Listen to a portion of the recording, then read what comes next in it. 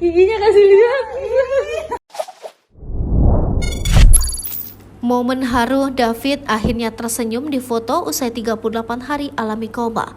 Mario dan kawan-kawan cari keringanan. Momen haru David Ozora akhirnya tersenyum setelah 38 hari di ruang ICU akibat penganiayaan Mario Dandi. Momen tersebut dibagikan langsung oleh sang ayah Jonathan Latumahina melalui Instagram story-nya. Dalam story tersebut, Jonathan menyampaikan kabar baik terkait perkembangan kondisi David yang kini mulai membaik. Meski masih terbaring di ranjang rumah sakit, David kini perlahan sudah menunjukkan perkembangan baik.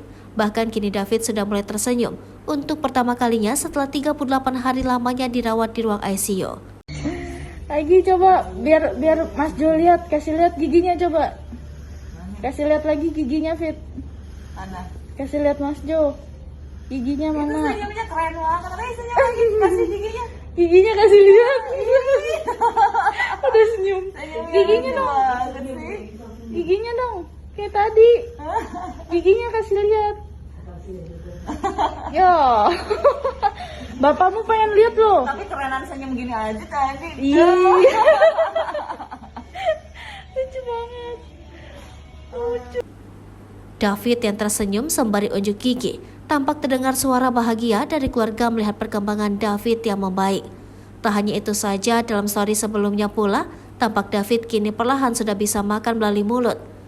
Diketahui sebelumnya David mengalami koma dianiaya oleh Mario Dandi dan kawan-kawan yang terjadi pada Senin 20 Februari 2023. Penganiayaan ini diduga bermula dari aduan mantan kekasih Mario, APA, soal perbuatan tidak menyenangkan David ke AGH.